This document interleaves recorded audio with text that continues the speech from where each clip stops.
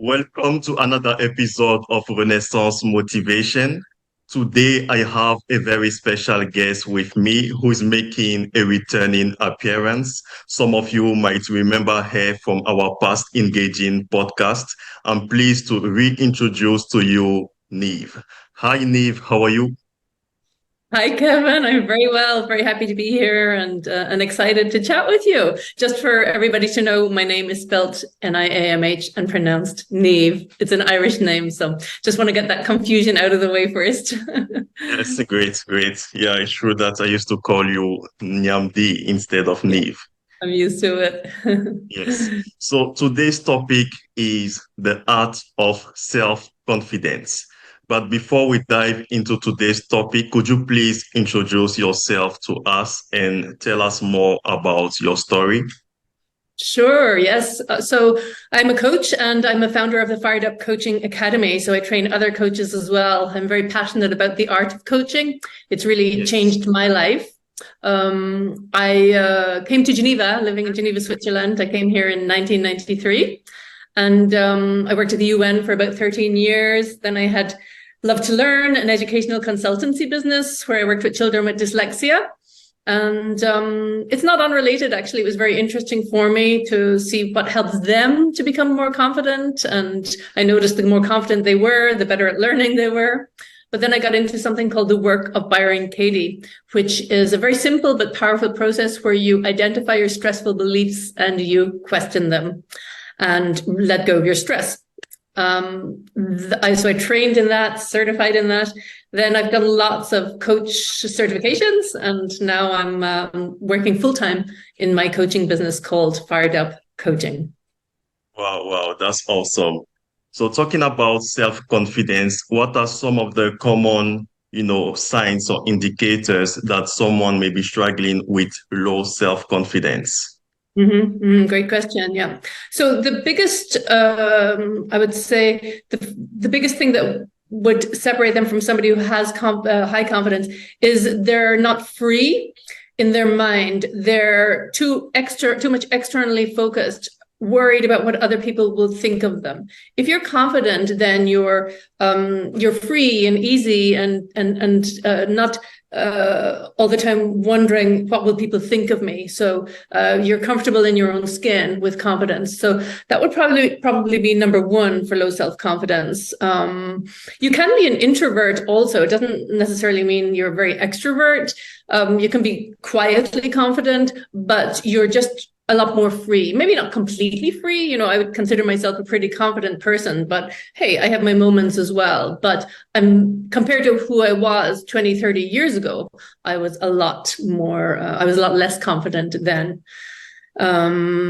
Also, I would say they're probably numbing out on something, escaping. If you don't like who you are, you'll have low self-confidence, and you're likely, instead of coping with and healing whatever it is in you that doesn't believe you're worthy or good enough, etc., they're probably escaping through so many things: alcohol, gambling, pornography, gaming, social media scrolling, anything to escape pain, because somebody with low self-confidence is going to be somebody in pain, not so connected with themselves. Ironically, also, somebody with low self-confidence has quite an ego. And this people will say, what? Of course not. You would never call somebody, that they have a big ego, but it's not like that they're going, hey, look at me, I'm great. It's not Yeah. necessarily that, but someone with a big ego is very, like what they will compare themselves to others. They will, somebody who's very much attached to their ego will be like superiority and inferiority instead of being Yeah. on the same level as other people. And yeah, if you're worried about what other people are thinking of you, your identity, that comes from ego. So yeah, we'll probably get into it later, but that will be one of the things to increase your confidence would be to drop that ego and to not take yourself so seriously. Wow, wow. I like what you said about, not worrying about what others think of us, but how to do that. Yeah, great question. So, okay, we are human, right? And obviously, what my children think of me, the ones that I truly love, those that I truly love, I do care about what they think of me. However, even I would go so far to say in those circumstances, I'm not completely free if I'm putting my own integrity and, if I'm valuing what other people, even those close to me, if I'm valuing it more, what they think of me, if I'm valuing that more than my integrity with myself and, showing up as who I am, then I'm losing really. I'm not not winning at life. Winning at life for me is freedom from what others think. So a classic way to overcome that, Kevin, to answer your question, would be to work on dropping your ego, dropping your identity, which is work I do with clients. I help clients to put themselves out there and to share their message. And if they're very attached to their ego, then they're going to be afraid to put themselves out there and to speak authentically. So I help them to drop that attachment to ego, not take themselves so seriously, speak from their heart, and just show up with their passion and their purpose. And that's another thing for confidence. Somebody with low self-confidence is not going to have a strong sense of passion and purpose, and they're not going to back themselves to go after the life that they truly want. So there's a lower level of self-belief in themselves.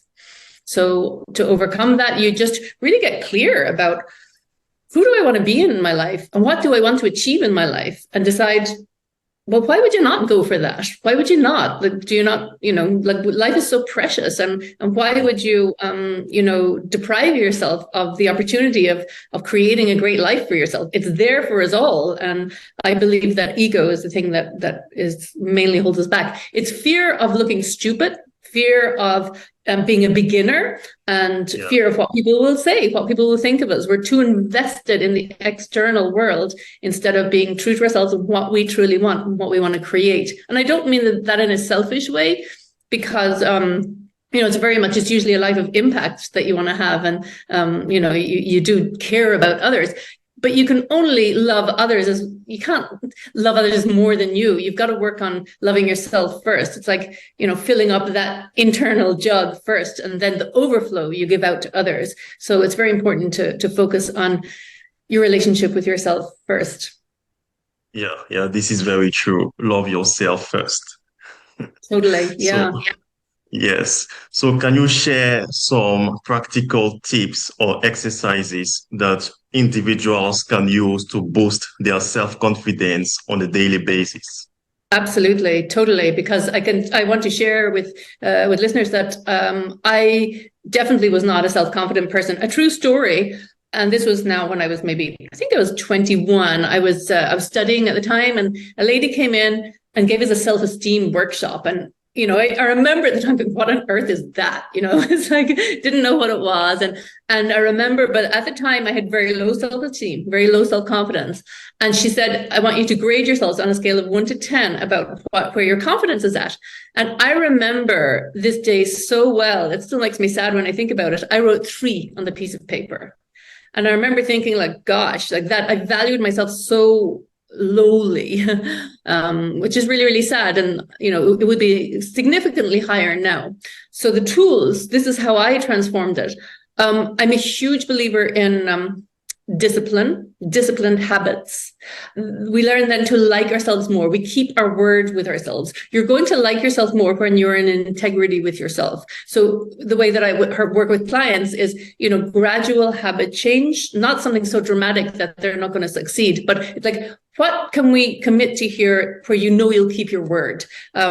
Exercise is important. Like I suggest to clients, first thing in the morning, get out there, go for a walk, get sunshine. It's actually really good for our melatonin levels, and we're going to sleep better. And sleep is so important. It's self-care, right? So, deciding, okay, this is what I'm going to do at this time every day at 9 a.m. I'm going to walk for 15 minutes, for example, something small, but it's like, oh yeah, I'm doing that every day now. Okay, what else can we do? And I look at building on those tools. And that for myself is really, I think, just having the disciplined habits, plus allowing myself, giving myself permission to go after my dreams, my vision, and doing what it takes, which is hard work sometimes, but I'm totally fine with that because I'm proud of myself for, how far I've come and where I'm going. And I like to wake up feeling fired up. I mean, that's why I named my company Fired Up Coaching, because I remember one day just thinking, I just want to help people to feel fired up about their lives, excited. And when you're passionate about your life and what you're pursuing, then you're going to feel pretty confident if you're putting the work in. So it is disciplined habits. I would say that's huge. Having structure in your day. And then obviously just taking care of yourself. Connection is important too, connecting with other humans. Also, the work of Byron Katie helped me enormously because when I talk about other humans, sometimes we can really feel challenged in relationships. And the reason for that is we don't take responsibility for our emotions. And this is a huge part of self-confidence, when you need to take radical responsibility and not blame others, because then you give your power away. And I think a lot of people with low self-confidence don't realize that they have the power inside of them to manage their state. So if you're saying, oh, they're ruining my day, nobody has that power to ruin your day. If it's, for example, my boss is ruining my day, well, then find another job. Oh, well, the industry at the moment is really difficult, blah, blah, blah. Excuses, stop it. I'm quite hard, it's like, okay, what do you need to do? Let's set up a plan. And, it's really about structured habits. Success is a habit. So what habits do you need to change and shift? Take responsibility for yourself. And, why are you allowing yourself to continue to accept that boss, that partner, that friend who is not treating you well? So we can never blame them. We have to take responsibility for our lives and where we're at. And if we don't like our lives, if we're saying, poor me, my life is so hard. And, well, there's nothing I can do.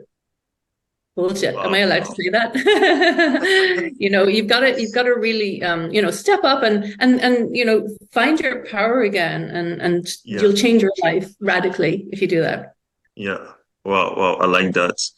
And a famous author said in his book that there are three factors that influence our self-confidence. And these factors include, the media, our upbringing, and our circle. What's your thought on that? 100%. And actually, I remember, because I have three children who I adore. Okay. Yeah. And it does concern me, about how much they're influenced by social media. And it's hard, I have to put my hand up and say, I'm not the parent who I did, restrict their social media. Now they're 20, 18 and 15. So it's harder to have that impact on them. But I know they've been influenced by social media. And I know that, and something personally that, what social media is, there's a real sense of entitlement in society today of, not having to put the work in. And it's like, I need you to acknowledge me. For example, I hope this doesn't offend anybody, but I'm coming from a self-confidence point of view. But, if you're looking at, for example, your a she, her, what is it? They, if you're using the pronoun they, which that seems to be, that is a trend for a lot of the younger generation. I respect that if they want to, but if you're looking for external validation, I need you to acknowledge me. You are causing my pain because you're not. That's a losing game. We can never find that from the outside. Otherwise, we're going to be forever dependent on the approval of people from the outside. We're giving our power to the outside. So instead of focusing on fighting for acknowledgement from the outside, fight for yourself to be confident in your own skin. And, just if you're good with you about your sexuality, for example, then, it doesn't matter what anybody else thinks. It's all about that inner freedom. That's what true self-confidence is. Forgot your question. Sorry. I feel quite passionate about this topic. So, because I know what it takes to feel good about yourself. Yeah. Yeah, you asked, I remember now, you asked about social media, the influence of, so yes, I do sadly believe that it influences people a lot. And You Yeah. got to drown out that noise and come back to, who do I want to be? What kind of a life do I want to live for myself? And taking personal responsibility for that. How do I want to feel? Guess Yeah. what? We have a lot of power over that. And some people think, oh, that's not true. But it's just the same as, if you want to have a healthier body, you know what you need to do. You need to improve your eating habits. You need to exercise more. You need to take responsibility. So we have so much personal power, and people, it's the difference between a growth mindset and a fixed mindset. Somebody with a growth mindset will say, okay, yeah, I can see that it's possible for me to grow. Somebody with a fixed mindset will say, well, I just have no power. It's like, I'm just a victim of these circumstances. And that's just a belief. It's a belief that holds people back. It's all about our beliefs that hold us back. So really the crux of it is shifting your beliefs to, okay, what if I did believe that it was possible for me to create change in my life, positive change? Yeah, which it is. Wow. And do you think that the people we surround ourselves with can impact our self-confidence? Oh, 100%. Totally. Yeah. It's quite a well-known kind of a phrase that you are the sum total of the 5 people you surround yourself with. I'm not, I'm paraphrasing there, but it's Yeah, basically, that's that right. the circle of people around you. For sure. If you've got one person that's dragging you down and is not, is maybe feels threatened by your positive change, and Yeah. that's quite common actually. When we do change, some people around us find that inconvenient. They prefer the older version, and they can, we can come up against some resistance, and then some hard, tough decisions need to be made. Okay, do I want to continue? Do I want to please them and play small, or do I want to play bigger in my life? Do I want to, I'm worthy of more. Do I want to take responsibility and go for it for myself, or do I want to please that person and continue to be a wallflower or whatever? And I think some people, there's a fear there that, oh my God, but if I let them go, I'm going to be alone. And no, of course not. We meet new people that are more aligned with our values and more aligned with our vision and the direction that we're going. So it is really important to surround yourself with supportive people. Yeah. Yeah. Okay. And how does self-talk, impact a person's self-confidence? And can you share some strategies to improve it? Yeah, massively influences. So personally, the strategies I use with my clients, I mean, if I catch it early on with them, I ask them, about their self-talk, and I tell them it's just, just decide it's non-negotiable. Just don't be available for any shame spiraling, beating yourself up. We all have it, myself included. I can catch it and say, does that serve me to believe that I'm not good enough, or I should have done that better, or I'm a failure, things like that. So it's like reframing it and being kind to ourselves and looking at what words and what affirmations help me to feel better about myself. So what I do with clients, private clients that work with me, I have a voice memo app called Voxer, and every morning I invite them to share at least 5 affirmations with me. And those affirmations are something we come up with together, and there's something supporting their vision. So, for example, somebody who wants to become a successful coach online, for example, is going to affirm that my message is resonating, or I'm impacting the clients that I really want to work with. It's really like goal setting. And, who is it I want to be? How do I want to feel? I'm feeling more grateful every day. Gratitude is massive for helping us to feel good and connected with life. So if you want to increase gratitude in your life, affirm it every day, as if you affirm it in the present tense, as if as if it already is your reality. So affirmations. Wow. Yeah. That's With very action, not powerful. just, I wouldn't say, it's very important to say, because people say, oh, affirmations don't work. They absolutely work, and visualization, but you have to allow yourself to feel it. So, which means it really is like tuning into a radio station, that if you're a person who says, yeah, I actually don't really feel grateful in my life, and I'd like to be appreciating my life more, I would, I seem to take things for granted. and I'd like to appreciate people more. So if that's up there and you're down here, you've got to tune into, it's like a radio station. And the way you tune into it is feeling it. It's everything is energy, and your thoughts are energy too. And you put out those, it's like vibrations in order to connect to that frequency, the higher frequency of feeling more abundant. So when you're saying your affirmations, it's important to feel them and to visualize and feel into what would that look like if I was that person. Wow, wow. And can you discuss the role of setting and achieving small goals in building self-confidence? Yeah, it's a really good question, Kevin, because that I do believe also in that gradual change. I mean, some people, if they're really in a lot of pain, they will do incredible dramatic change. I have a client who's just on the health side has he seems to have reversed his type 2 diabetes. I don't know if it's official yet, but yeah, he was ready, and he realized that he's got a great mission and he's so connected with it, and he needs to be in good health for that. So he did like quite a radical transformation. But in general, I help clients to make achievable small changes so that they get small wins, and you build, because you grow in confidence as you get those small wins.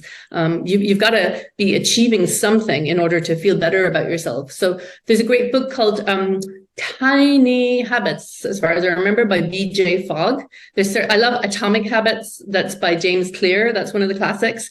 And Charles Duhigg wrote The Power of Habit. So much of self-confidence. If you want to improve your self-confidence, read those books, and not just read the books, but actually commit to small habit change. But no, it's Tiny Habits. That's it. Tiny Habits by B.J. Fogg is one of my favorites, because actually I just worked on this with a client yesterday who's decided she can see the benefits of daily yoga in her life. I do like 15, 20 minutes every morning, non-negotiable. It helps my health and my well-being so much.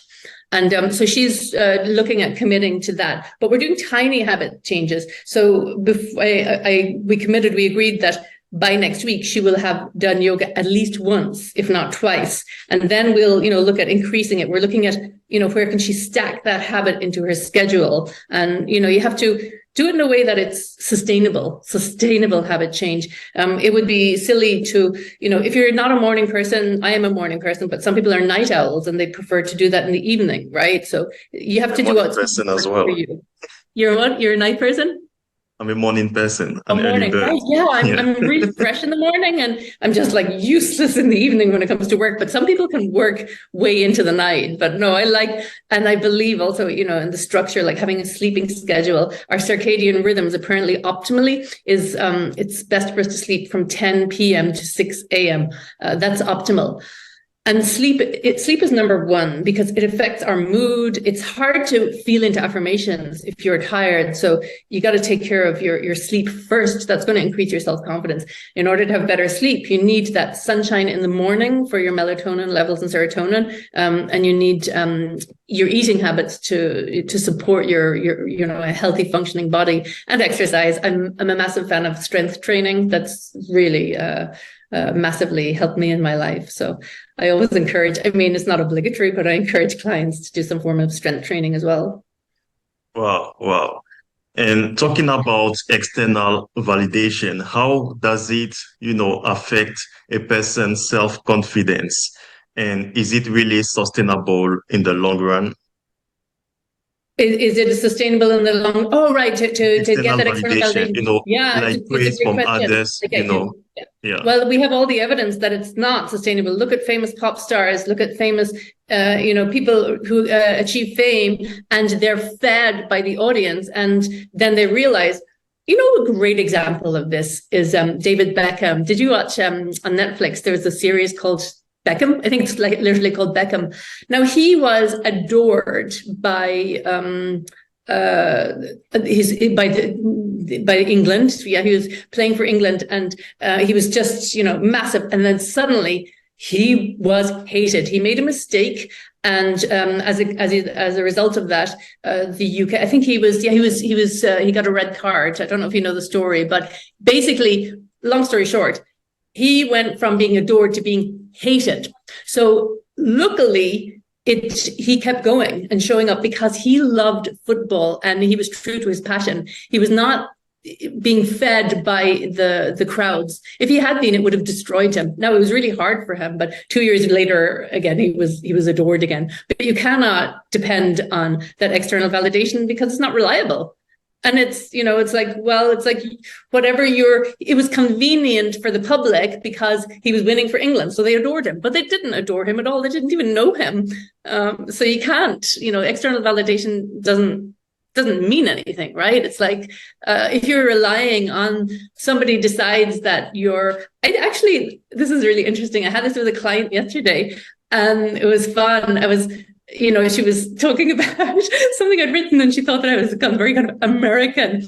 And I was saying, well, really, that's fine if you think that, or if you're not. I'm not here to please her. I'm here to help her to get results. And, if that involves her not liking me, I've learned in coaching, it's not something for me to focus on, my clients liking me. I care deeply about my clients and I'm quite tough with them in a caring way. And I'm not out for their validation. I'm out for them to get the results. So it's like, you can decide whatever, if I'm becoming more American, more Chinese, whatever. I'm not here to discuss that. I'm here to help you to get the results that she signed with me to get a result. And I want to support her in that. So it's not sustainable. And it's also takes away from the powerful impact that we can have. For example, if I'm a coach that, or even on an interview, if I'm wanting, people's approval, then you're kind of manipulating. It's manipulative, right? You're like, I want them to like me. So what will I say so that they like me? Right? That's manipulation. Yeah. It's heavy and it's also exhausting because when you're showing up as someone else, even in a relationship as well, if you're showing up as somebody else and you're not who you truly are, then you have to keep up that mask. You have to keep it up. Yeah. And it gets really, really tiring. Yeah. Yeah. So actually, I would say, the more vulnerable that you can be as well, not afraid to show your dark side. We all have it. None of us are perfect. And being okay with that, the more that you can accept that internally and, not to hide it from people. That's as well why I share that I'm far from perfect. I struggle with the food side of things. I want to compete with my strength training. I want to compete on stage. But I struggle with the food side. And I'm very open about that because I love crisps and wine and chocolate and ice cream. But so that kind of goes against what I share. It's like, you got to eat healthy. And I do. And, there's certain things that I'm still working on and that I would like to improve on, but it's okay. It's so much better than it was before. But yeah, don't be afraid to show that, that you're far from perfect, that don't be afraid to share your struggles. You're more relatable to people as well when you do. Yeah. Wow.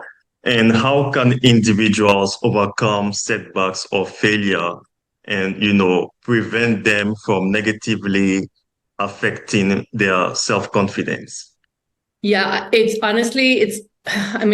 this is confusing for people, but it really is ego. Which is our identity. The more attached you are to your identity, the harder it will be to, if you fail at something. If you're thinking, I want everyone to think I'm great, I don't know, I'm great at being a coach and that my life is, and if I was thinking, I want everyone to think I'm a great mother, everything in my life is sorted, I'm great in my relationships and everything is perfect, and I'm really attached and need people to see me as that, then if I show up and, a crack shows through, it's like, oh my God, people are seeing that I'm not actually so perfect. And I'm really freaking out over that. I need them to see I'm perfect. Then I'm not free. And it's really letting go of that attachment to the identity. But I can share a personal story. When I was certifying to become a facilitator of the work of Byron Katie, so I remember I had to staff several events. She does these great 9-day intensive workshops where you give up your phone and you're just 9-day immersed in questioning beliefs. It's a powerful experience. So when I was in training to certify, I had to at the start of it, we met with Byron Katie the day before when I was staffing events.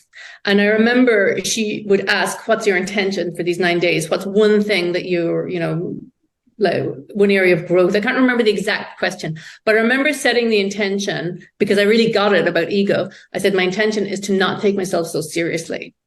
And I love that. I really got it. It's not taking ourselves too seriously, being okay to fail and being okay with people having opinions about us. Like that has nothing to do with us. Their opinion about us has nothing to do with us. Because you will never please everybody. Everybody's got different tastes. Some like apples, some like pears. And Yeah. if you're needing them to like you, you're a prisoner to Yeah. their validation.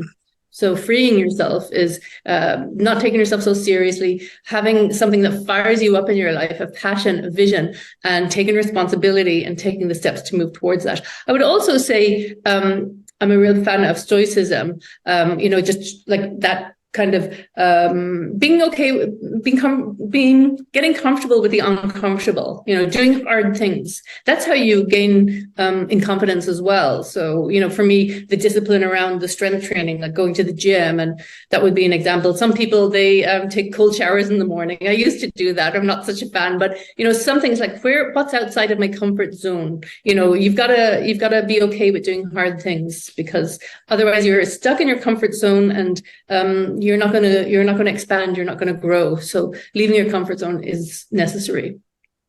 Wow, wow. Well, thank you so much, Niamh, for sharing these valuable insights. I learned so much from you today. You're so welcome, Kevin. I hope it serves your audience. Hopefully, hopefully.